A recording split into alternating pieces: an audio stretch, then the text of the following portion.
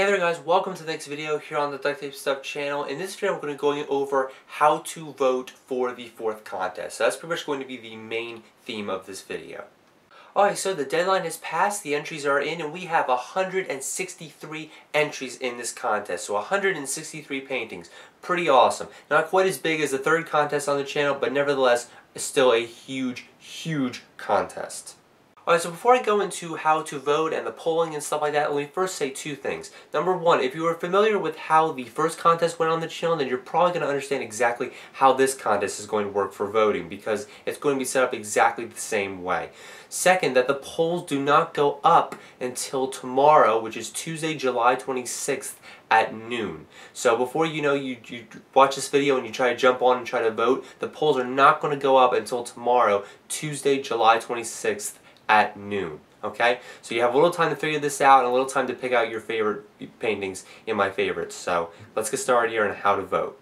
So to vote on all the entries in this contest, you're going to be looking at a series of polls that are going to be put up on the DuctTapeStuff blog, which is on blogger.com. Now the blog pretty much looks like this on blogger.com. The direct link to it is in the description box as well as on the main channel page. So hopefully you'll be able to find it that way.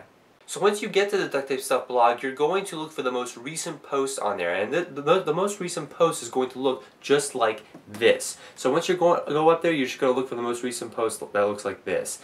Now this is just a test poll that I put up there really quickly. It's not going to be there if you went onto it right now, but basically what you're going to do to take your polls are going to be set up exactly the same way.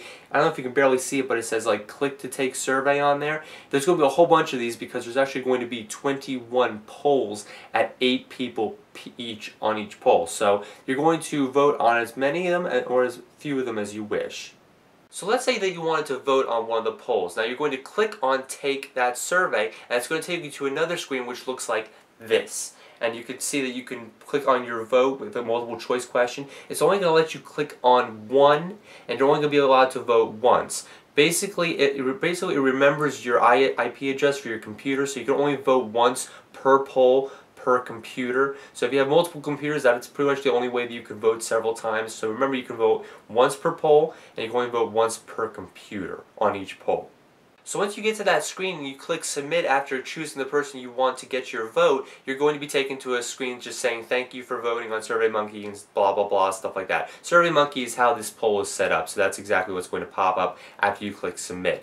Now if you want to vote on several of the polls, I would really recommend that you don't click back, like on your back space bar on your computer. I would recommend you probably copy and paste the DuctTapeStuff blog link into like your homepage viewer, and then so you can go right back into it that way. Because I think if you back up, I'm not sure if it actually takes away your vote.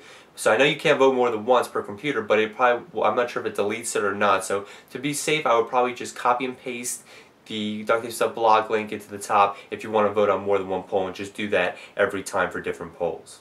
Now there is a process onto how the polls are set up. Now like I showed you in that example, all the entries were A, B, C, D, E, F, G, for example. But the actual usernames of the people are going to be on there instead of just those letters, which was just for the example. Now to find the people you want to vote for, all you have to do is go into my favorites and click on the people who you want to see maybe a little more about, and then you can vote on them from there. Now it's actually set up, the polls are actually set up so that the first poll is that for the people who first entered the contest, and the last poll is the people who last entered the contest, like the latest people. So if you were looking in the back of my favorites, the very bottom of my favorites are the people who first entered the contest, and the most recent favorites are going to be the ones who first entered. So if you're trying to find someone who's, say, in the middle of all of my favorites, you're going to look for someone in the middle of the polls. If you're looking for someone who's at the very bottom of my favorites list, they're going to be towards the very first of the polls. Most recent people in my favorites will be towards the end of the polls. So it's kind of flipped backwards the way it's done, but if you're trying to find a specific person in my favorites to vote on, that's how you're going to find them. Alright, so before I wrap up here, there are a few restrictions on the polls. Like I said, you can only vote once per poll per computer, and each poll is capped at 100 votes. That's pretty much, unfortunately, the only amount that they allow me to do for the free version of SurveyMonkey. So everyone is capped at 100, each of those polls.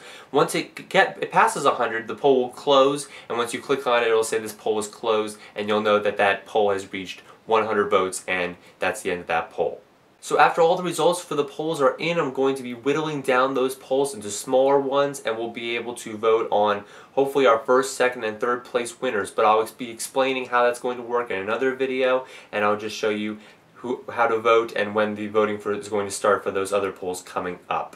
So hopefully you guys enjoyed the video. That's how to vote on the polls. Remember, they don't go up until tomorrow, which is Tuesday, July 26th at noon. So if you're looking for them right now, you're not going to find them. They're not going to be up on the Duct Tape Stuff blog until tomorrow at noon. So check tomorrow for the polls around noontime and just start voting on the people, and we'll try to decide the winners of the 4th Duct Tape Stuff contest. Catch you guys next time.